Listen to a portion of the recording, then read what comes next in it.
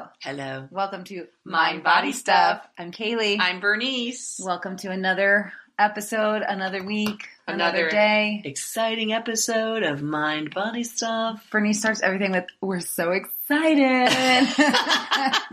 Another exciting episode. Another stimulating episode. Another special episode. It's special. This one's special. Really special. They're all special. Everyone's special. Everything is special. Everyone is special. Everything's special. You like the clapping? Julie's not going to like that. No, Our Julie's going to hate producers that. are like, oh, hey, knock it up. Stop it. Stop it with that. Stop with I the did mouth that, too. noises. Stop with the... We turned the phone off today, though. I turned the phone off. I Pretty turned good. my phone on buzz. My personal Turn that phone. one off. Buzz. Buzz. Well, fine. It can buzz. It can whatever. buzz, but it won't buzz. Nobody Hardly expects calls perfection me. from us around here. No, that's right. Well, what are we going to talk about today? Well, so we had a big weekend in my household. Oh. Huxley learned how to ride a bike. Woohoo! So she's in this. Okay, so for those of you who know or don't know Missoula very well, it's a very active town. And so there's a lot of pretty like hardcore athletes, like runners and bikers and, skiers and everything. And so we signed up Huxley for this biking class, and the ages are as young as 2 years old up to like, I don't know, probably middle school or something like that. But this is how like funny Missoula is. The class is called Derailers. Derailers. Like it already sounds kind of like intense. Yeah. It's like little 2-year-olds on bikes. Yeah. That's kind of how it is. So we signed up Huxley for this class called Derailers. And the first day she shows up, because I was single parenting and I'm an idiot, and she showed up with snow boots on and she had like too many clothes on. It was so hot out. She didn't have any water. She had this like princess bike with training wheels that I got off Craigslist. And she can't ride 2 wheels. And by the end of the class, they're like, all training wheels need to come off, whatever. And so by the end of the class, they took the training wheels off. And of course, she can't ride a bike without training wheels. Week 2, like she can't ride a bike without training wheels. It was like so sad even watching her try to do this class. All these kids. They're like bikes without 2-year-olds. No. Yes. Well, are they Yes. riding the bikes though with the their feet on the The ground? little 2-year-olds are on Striders, but these 3-year-olds Those don't count. 3-year-olds riding pedal bikes. So Really? anyways, Whoa. I started to feel, and this is such a bad part of, I hate this part of parenting, and it's just about me. I hate this part of myself. But then I was like, she's behind. Like comparing my kid to the other kids. Yeah. Like it's such a terrible thing to do. But anyways, this past week, we're like, okay, we're going to get serious. We're going to get serious about this bike riding. And lo and behold, by Sunday, Huxley was riding a bike. Without training. And she can start on her own. Like, big deal. That was good progress. Yeah. But of course, you're going to fall.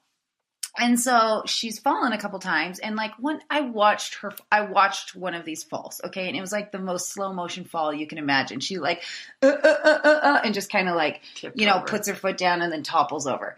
And then she starts like crying hysterically. My fingers. Uh-oh. And I'm like, Huxley, like I watched you fall. You literally just kind of toppled over to the side. Yeah, I'm sure your fingers went down. But it made me think about like pain and physical discomfort. And I was talking to her about it, and I was trying to get her to like talk me through why it was so upsetting to feel physical discomfort. Mm-hmm. Mm-hmm. Like what is so terrifying or like so upsetting about physical discomfort? Mm-hmm. Because when we like broke it down and when she got more logical and less hysterical, I'm like, did that hurt like really bad? And she's like, no, we're trying to like figure out, okay, what is it about pain that's so upsetting? And so I started asking her the question, and just kind of like when she's hysterical about anything, like I've been asking her like, what is so upsetting about this situation? So she can start to like think about, okay, what is it that's so upsetting? That's triggering me. Yeah. So today we kind of wanted to just explore this idea of physical pain and why we are so averse to it. Mm-hmm. Mm-hmm. Especially in working out. In Huxley's case, just she fell and she felt pain, and it was like the worst thing that could have ever happened to her is that she felt pain. Right. But yeah, tying it into Oula, yeah. Because when I fall off things like horses or bikes, then it's more like I get scared. Yes. And then I'm all, And then I overreact to the pain. Like I'm thinking like, I've broken my arm and my leg. Right. And then I get all like, I'm dying. Right. But then but then you, like what you did with her, I had to you have to reassess, like, am I dying? And then I'm like, well, I'm not dying probably. Right. Is my leg broken? It doesn't feel broken. I can walk. Yeah. I start going through all the things, and then I'm like, now you can ascertain that the pain is okay pain. You're not going to have a broken leg or, but it's that weird kind of first reaction to it, I think, of that when we do things like that, like fall or whatever. Right. Although it's been good when I do Oula 1 because I fall quite a bit in that class. You do? I fell yesterday. Did you fall yesterday? Oh, I didn't see that. It was very quiet, but only Shalane sort of giggled. It was over when we reached the side and you kicked your leg up, and then I just kind of crumpled to the floor on the side. But it's been good to just let myself fall like that, because it's just like, well, because I'm kind of push my balance, and then it doesn't hurt because I'm kind of controlled when I fall. Right. And if it hurts very little. Right. But I was thinking when Kaylee brought this subject up about physical pain, and of course we're not talking about chronic pain. That's a very different beast. I think that needs to stay in the back of everyone's mind through the rest of this podcast. Yes. We're not talking chronic pain. Not about chronic pain. That's a whole different story. Yeah. But this is just sort of physical discomfort. Exactly. And so then after I was thinking about this, the physical pain thing, I just was like, okay, well, as you know, we think about Oula, like in Oula, we think about full being, and the physical body is just one aspect of who we are. So I'm like, well, why are we so able to sit with mental discomfort, emotional discomfort? Like, why can we just fester in our negative thoughts, but we have a really hard time dealing with physical discomfort? Or it's doing leg lifts. to me. Like doing leg exactly, lifts. doing or leg push-ups. lifts. I hate push-ups. Like sometimes I'll start, Kaylee will be like, and now we're going to do some tricep push-ups. And I'm like, not me. And then I'm like, I'm going to stick my butt in the air. Which is fine. I'm modifying to my need. But I also know I'm stronger that I don't necessarily have to do that. But because there is physical discomfort associated with it, then I'm like, well, I just want a teeny bit of physical discomfort. Even though in my head, I could push myself harder physically. Absolutely. And your body is stronger than you're giving it credit for. It's much stronger than I'm giving it credit for. But it's almost like in my brain, I'm kind of so not used to physical discomfort anymore that I just want to avoid it. That you want to avoid it. And I think many people do.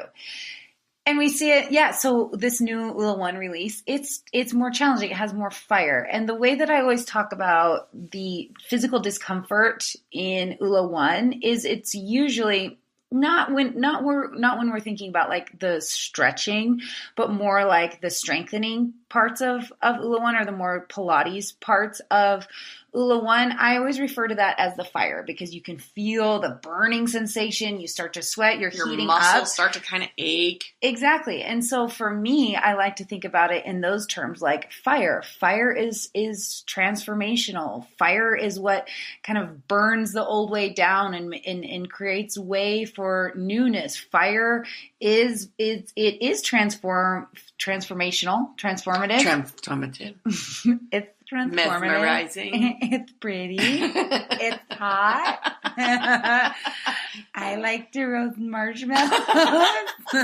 What about the fire? So, but the fire, that element, so why do we want to avoid the fire?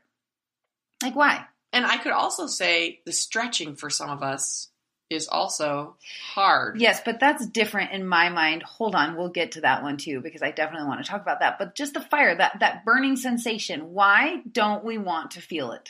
I think we're not used to it anymore. Okay, so what do you mean by that? I mean, I think some people are into pushing themselves physically. There's some people get a high or a kick or a rush out of that.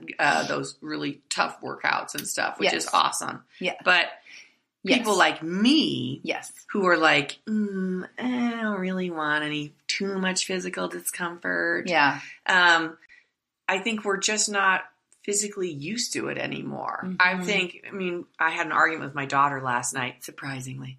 at a dinner party. You and Joe fought and made everyone else around you uncomfortable? Everyone. No, I've never heard this story before. That was really nice. And one of the topics was, she was saying, she's not going to listen to this, I don't think so. I don't think she throwing listens. under the bus or anything, but...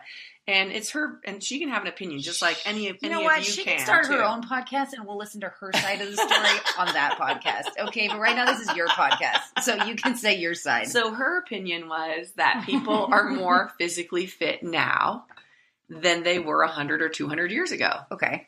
And my opinion was that we are not as physically fit as we were 100 to 200 years ago. And my belief around that is because we had to be physically active. Yes. 100 to 200 to 300 years ago. We didn't have computers. We didn't have machines to be doing the work for us. We didn't have supermarkets. We didn't have supermarkets. I'd have to go out and, get the hay for the horses. I'd have to go and thresh the hay. I'd have to gather the hay. I mean, every day was full of physical activity.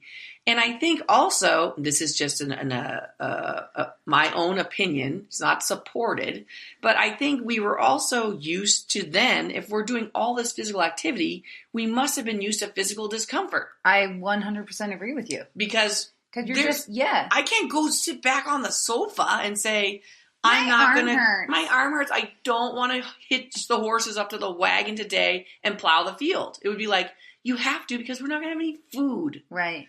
And I'd be like, okay, I gotta go. I'll go do that. Yeah. Yes. So I think that for people, I've developed I'm less tolerant of physical discomfort. Yeah, because you're so comfortable.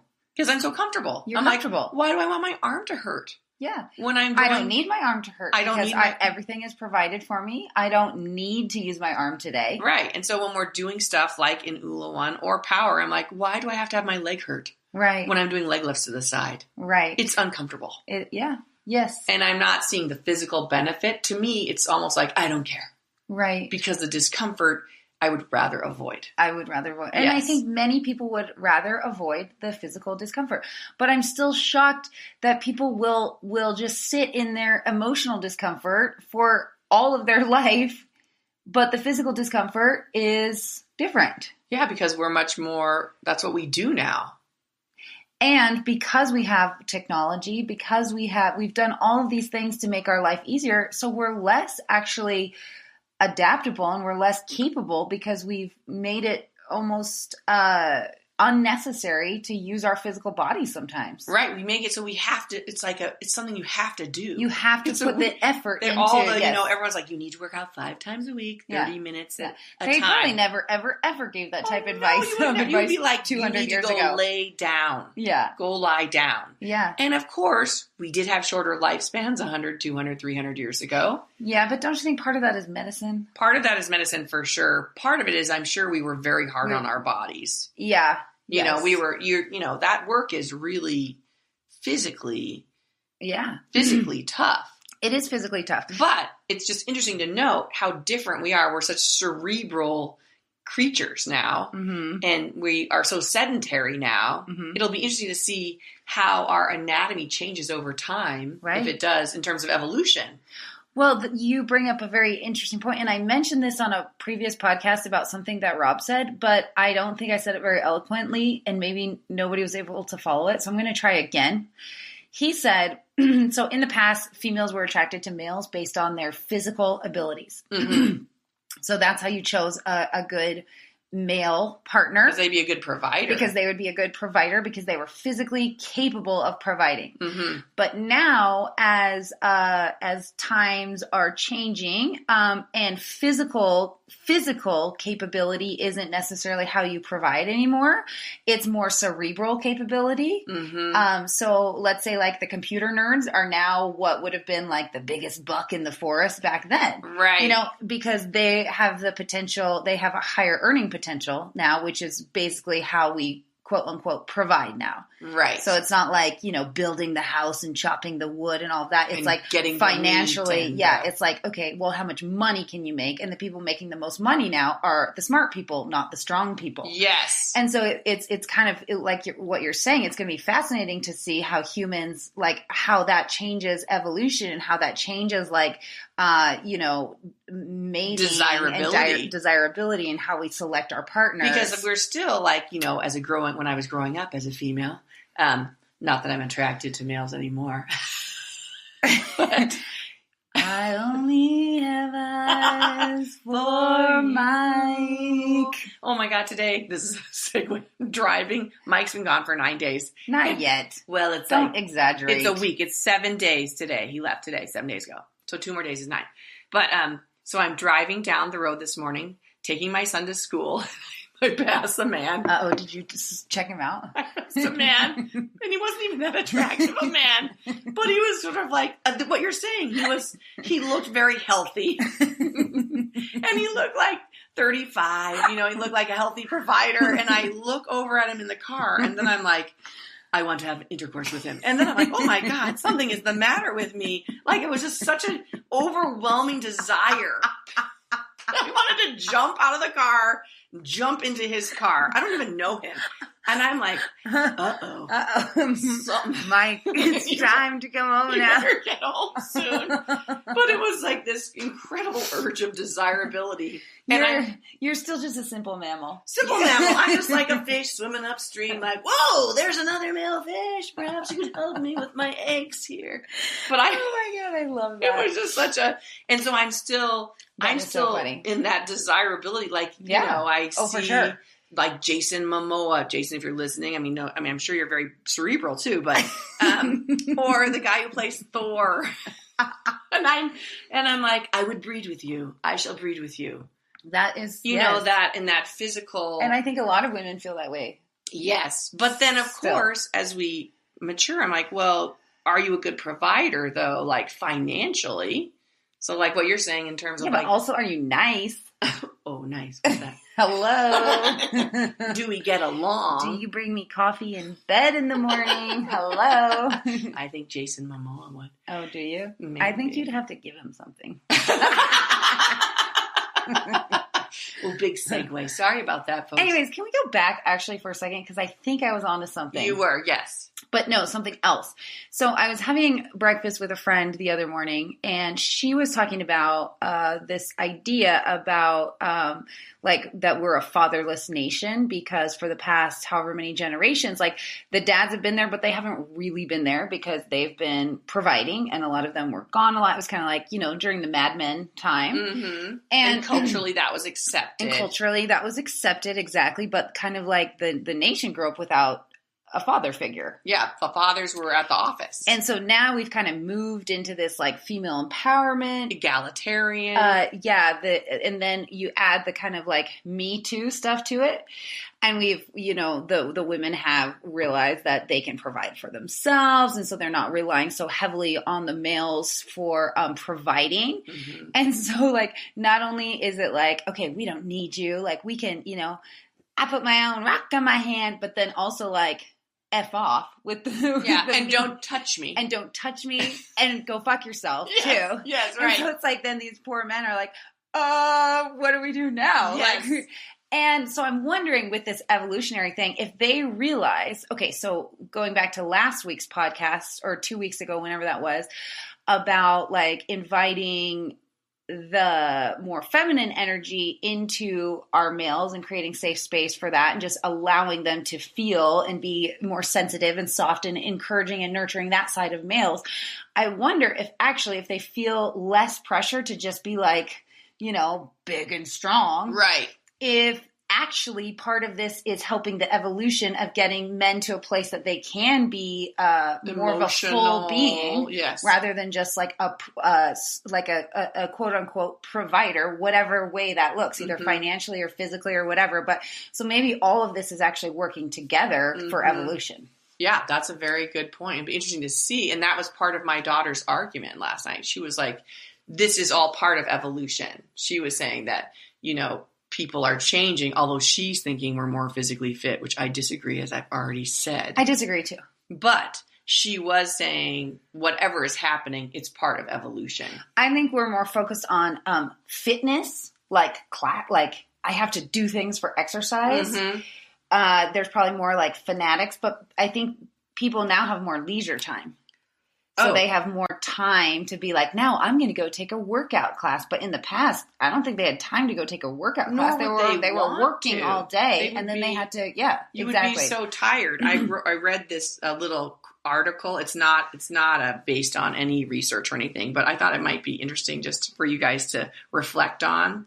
And they're asking about, how were they more physically fit, 500 years ago? Okay. And he's like, bones harden and get thicker from stress and impact. As humans get more and more mechanized, as we walk less, strain less, and do less weight-bearing activities, our bones are becoming thinner and thinner. Oh, wow. A prehistoric man's thick bones would probably allow him to walk away from a fall that would maim a modern human. Oh, wow. Isn't that interesting?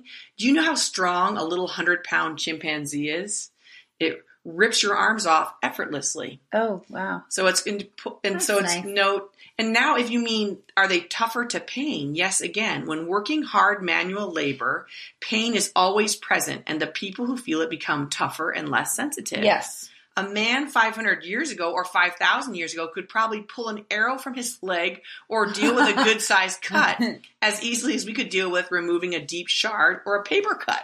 Oh, wow. Isn't that interesting? That is really interesting. So I thought, I was like, because if you're used to falling out of trees, you know, it's almost like I rode horses a lot as a youngster and I fell off a lot. Yes. So I got used to falling off.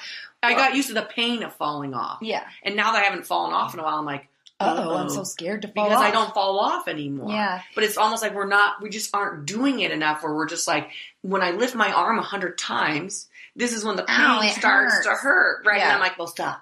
Yeah. But if you have to because you're chopping wood, you're not going to stop. Yeah. Well, and one thing I want to bring up with Oula is we always say it's not about how it looks, it's about how it feels. But when we say it's about how it feels, we don't mean absence of discomfort. Mm. You know, it's not like everything in Oula is meant to feel like you're getting a massage. You know, it's like there is something that can also feel really good about understanding and truly like experiencing the strength of your own body, or how it feels when you push past these barriers or these limits that you may have put on yourself for many, many years, for you to say, oh my gosh, I'm so much more capable than I've ever given myself credit for, or look, I'm able to do these hard things and I can do it. And so part of what I always like to use Oula for is just as a metaphor for the rest of my life. So I experiment and I experience things in my body, and then I kind of get comfortable there, and then I bring that to the outside world, the rest of the world. And part of what we learn in Oula is that, we can do these difficult things. We can like learn an hour's worth of choreography, or we can dance for an hour, or we can, oh my gosh, and this is more maybe in like Power One, or like I can do a push-up. How about when I've never been able to do a push-up that had that balance in it? Oh yeah, and everyone by the end of the 10 weeks can balance. Everyone was balancing, and at the beginning, everyone was like all falling over. Everyone was all shaky. Yeah, and I even think of the hip move now in Loki. Oh, And I bet in 10 weeks, everyone's going to have that hip move.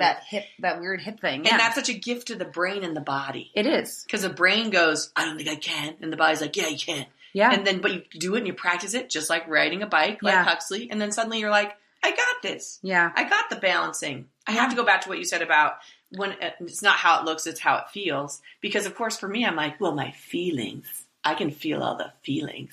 Oh, good point. I wasn't thinking about physical feelings. I was thinking more about, I can feel sad. I can feel happy. I can feel. Sure. I wasn't thinking about physical feelings. So that was a whole different perspective for me that you just said. And I think it can be both. It can be both. Yes. It totally can be both. I was only doing, because we're so cerebral now.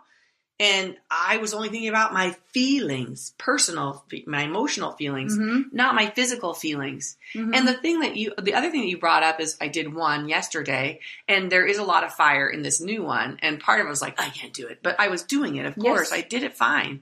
And then when we went down to the final relaxation part, the stretchy part, and the shavasana part at the end, it's that feeling of like, oh, my body feels good. Yes. Like it wasn't like, oh no, I'm, I've injured myself or anything. It was more like my body wanted to be used in that way. Mm-hmm. And then it got to relax and was like, thank you for using me. Yes. Don't just assume you can't use me in these ways. Yeah. Well, it's like you activate it. You activate it. Like that's by the end of Oula 1, my entire body feels like it's vibrating. So when we lay on the ground for the final Shavasana, like I am aware of all of the sensations in my body. I can feel my body. So often we want to disconnect from our bodies. We want to be, we try so hard as a society to numb everything out. We're always numbing everything out. Mm-hmm. But I feel like sometimes when we activate the different parts of our bodies, then we can really get into that place of relationship with our body, and we can bring awareness, we can bring activation. And I think that's so important to health. Oh yeah. And so there are going to be things that are hard. Maybe you're not a stretchy person. Maybe you're, and people. And stretching is hard too, by the way. I understand that. And it's not fire. I mean, it's fire in a different way. Because sometimes when I really want to stretch something really far. Yeah. And then you feel the muscle kind of like start to shake and it starts to burn. And I'm like, no, you push past that. But if you're not used to it, if you're not flexible at all, so even a teeny movement is going to feel like that. Right. So Rob is very, very inflexible. So whenever I'm like trying to put together the new Oula 1 releases, I'll be like, hey, will you try this? And then I'll be like, can you do how does this feel just like impossible? Does this feel okay? Because I'm very stretchy. So I kind of have a skewed perspective on how things feel as well. Mm-hmm. So then I always like to check in with Rob because he's like on the opposite end. And so it's just nice. So I'm like, okay, someone who's very like tight can still get something out of this movement, or can still get their body into a position that will, allow for at least some sort of release or whatever the intention of letting go or whatever. But with Oula 1, I almost feel like with the stretching, what I always encourage people to do as an instructor is I don't encourage them to push through the stretching. I encourage them to like surrender to it. And so there's a relaxation rather than a forcing. But in the fire sections, you kind of have to push through it. Oh, for sure. But fire, if we go back to the chakras, and if we go back to how all of this stuff ties together, the third chakra, the solar plexus, that is where the fire element, that's where it lives. So that's the element that's related to that chakra. And so the kind of the intention behind the third chakra is this willpower. It's this determination, this belief in self. It's directional. So you are pushing through it. You're coming to these challenges, and then you're continuing on. And so there is this element of pushing through. Mm-hmm. And what a great thing to practice. Mm-hmm. What a great thing to practice in life. What a great thing to practice in your body. When things get challenging, you stay with it. You don't check out. You don't try to get out of your body. And that's what, that's what I hope that Oula 1 helps people do, is to stay in their body. You can't. But you can always stop. You can stop the movement. I never stop. Or I cheat, but it's not cheating. It's modifying. I modify, but it is, once I'm in the class, I'm like, oh, well. You're here. I'm here. So, you better, you can do it. It's not like you can't do it, Yeah. So then I do have to sit with that. Yeah, and it's so funny that we talk about Oula 1 so much in this podcast. But Oula 1 is a big part of... Well, we talk about Oula a lot, We talk about Oula all the time, too. But, Power's the same way. I mean, we just talked to Lindy, our office, or the studio manager here, and she's been doing this marathon of Oula all week. Oh my gosh, 17 classes in 1 week. Going to every class. Every single class. Every single class. Oula 1, Oula, and Oula Power. And her abs are on fire today. Yeah. From Power. Oula 1 and Power yesterday. Oula 1 and Power yesterday. So, and I just thought, if she hadn't done that, she wouldn't know. It's almost good. Like, I like doing stuff like that, and then suddenly you feel like, I used it. I used them. Yeah, like those muscles are like, yes, thank you. They want to be used. Yeah, they want to be used. Totally. But what were we saying about Oula 1? Well, I got you off track. You totally got me off track. It's okay. But... And the stretches, too, I have to say, you don't feel it because you're so stretchy, but I know that has a fire quality to them, too, you're right. I think. Because if you're just not used to stretching, and I know some people define themselves as, like Rob, they're just tight or stiff. So then I think they avoid stretching, where it's like, but the best thing you could do is stretch. Well, is there going to be discomfort in the stretch? Of course there is. There is going to be discomfort. Well, I know it's funny when people are like, I can't do Oula 1 because I'm not flexible. It's like, how do you expect you're going to get flexible? Guess what? It's magic. I woke up this morning and this thing happened, and now I can put my arm I can go to Oula 1 because I'm flexible. My head. No, it's a practice. Yes. And that's the thing. I know we've talked about this in a previous podcast as well, but like I want to start referring Oula as it's a practice. It's a practice. Yes. You're not going to get it on the first time. Although we had 2 new people in class today and they got it. Got regular Oula. Oh my gosh, I was watching them the whole class being like, how are you getting all these moves? Oh, it was wow. awesome. Good for them. And they were smiling, which is always like, what? Yeah. It was really cool to watch. They were having a good time. It's hard not to smile when everyone's smiling too. I know. And then in the new cool down, when you like slap your ass and then you shake, like we were just like laughing. It was awesome. I loved it. They're like, ah! The other thing about physical discomfort, I'll go back again one more time. Yes, sorry. No, please do go back. Is I think as children, again, we're going to do the children adult thing, but as children, we're so much more used to it. Mm-hmm. Like we're used to kind of falling down because you're always falling down. You're a beginner in everything. Yeah. Beginner walking, beginner running, beginner throwing a ball. Yeah. Beginner jumping. All that stuff is beginner. So you're just having to do it. Yes. And then as you get to be my age, I'm like, I don't jump anymore. Yeah. I don't skip anymore. It kind of hurts, yeah. Whatever it is. Or maybe I feel unstable when I skip. I don't know. But, right. So but then how are you going to maintain all those things if you don't just do them? Yeah. Jumping and skipping, and not saying you have to jump like with your legs split in the air, but just like a little jump, You don't have to do a straddle split jump, but just a little jump. Just get the feet off the ground a little bit. And there is some physical discomfort in that sometimes. For sure. But it's just like, but isn't it great your body can do it? Yes. And if we don't do it, it forgets how to do it. I totally agree. But isn't it funny that we will sit with emotional discomfort? We'll sit in that stuff all day. We'll sit in it all day long. It's our paradigm now. We'll just accept mental discomfort. We'll just accept emotional discomfort like we are stuck with it. We have to live with it. It's part of who we are. Yeah. But the physical discomfort, we're like, no, I can't do that. Well, we have the luxury of not having to do it. Yeah, we do. We have the luxury. In this lifestyle, we have the luxury of not having to do it. Yes, not everyone has that luxury in the world. We understand that. This is a luxury to not have to experience physical discomfort. Again, not chronic pain. That's different. That's but physical discomfort. But like my friend who joined the Peace Corps and they sent her to Niger. Oh, yeah. She was totally shocked. I mean, they told her ahead of time in the Peace Corps because they train you, I think, pretty well. But she had to walk 5 miles to get water and 5 miles home every day. And all the women of the village did that every day. 10 miles walking. And that was not much for the ladies in the village. Just to get water. Because they've been doing it since they were probably Huxley's age. Right. Exactly. But that was just to get water. That wasn't on top of everything else you have to do in your day. So I think this is, I am even interested in kind of exploring this in my own self a little bit more. And I really want to introduce this concept to my kids. Yeah, it's and just get them to isolate their pain and to realize this doesn't have to overwhelm your entire life. It's not overwhelming your entire body. It's isolated to your 2 middle fingers that gently touch the ground. Yeah. When your bike tipped over. Well, it's like Ray is doing track now for 6th grade, and he's having to do the shot put. Oh, yeah. And the discus. And so he's never done those before. Yeah. So he has pain. Yeah, sure. In his right arm. Yeah. So, which is alarming to him. Yes. He's like, he's never felt that. Why does my right arm hurt? Yeah. And I'm like, well, it's because you're throwing something and your body is just getting used to those muscles.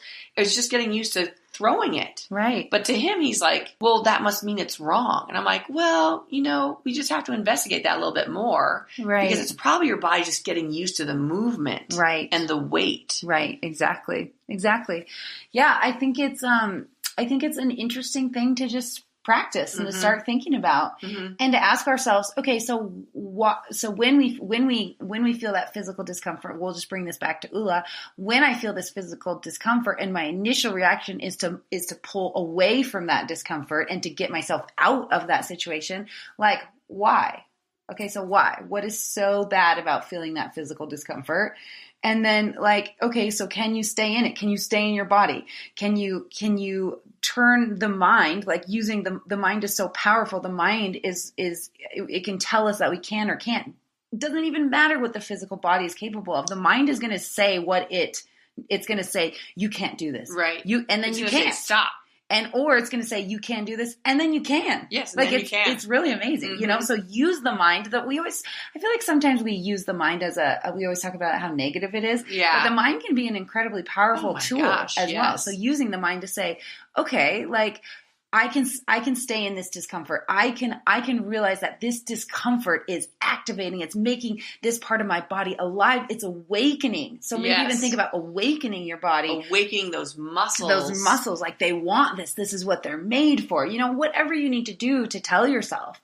And then when it comes to like the stretching and the lengthening, I always say just like relax. Like, can you ask your body to just soften, to relax? So your muscles are initially going to grab because they're trying to keep you safe. Yeah, they're protecting you. They're protecting you. So they're like, I will stay strong. I will hold all of this together. And some of that tension and tightness, it's necessary. It's going to keep you safe. But how much of it is unnecessary? And then you just work between the mind and the body, and you have this dialogue of, okay, well, can I exhale and let go of just a little bit of this tension? How about the next breath? A little bit more. How about a little bit more? So it's inviting this softening, this allowing to happen.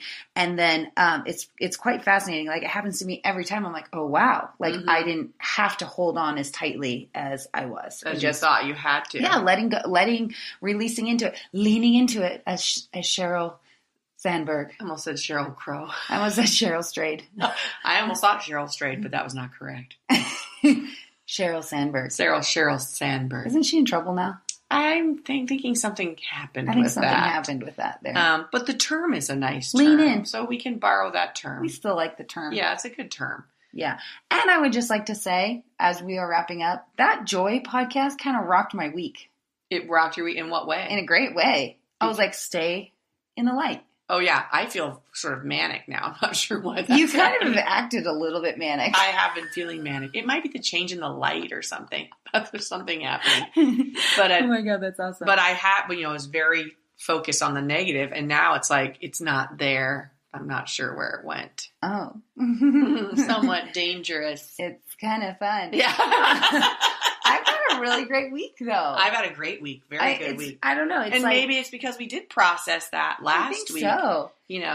I feel different. Like, my week was different. It was awesome. It was such a good exercise. And I think just becoming aware of these things. So when you want to go to the negative thinking or, whatever that darkness looks like to you, which, by the way, I feel like I need to apologize to everyone for how much we talk about our freaking cleanliness issues at our house. Yeah, that is. I was listening to the Joy podcast. I'm like, we are annoying, especially for those people, those of you out there who you don't really care. That's not a trigger for you. You're probably like, sorry, shut up, ladies, we don't even care about your entryway table. I'm sick of it. Yeah. So, anyways, whatever your thing is, but thank you for letting me process in that podcast, because wow, that was cool stuff. That was lot. That was good that we worked through that, and the train of negative thoughts just going by. Bye bye. You can just pass on by. All right, you guys, challenge yourselves this week. Yes, ask yourself about the pain or your yourself. Discomfort. Ask yourself about the physical discomfort. It's good to have a dialogue with it. Yes, exactly. I think the dialogue and just the awareness. Yes. Why are my habits? Am I actually enjoying my habits? Are my pre-programmed habits serving me? If you're, always drawn to pull away from discomfort, is that serving you? Mm-hmm. And maybe it is. Maybe it is. And you keep doing that, baby. You drop into child's pose every time. Not my business. But it's just an interesting question to ask ourselves. Yes. You do you. You do you. You're the expert on you. That's exactly right. But to be an expert, you've got to start exploring. You got to start exploring. Be curious. Stay curious. Bye. Bye. Bye.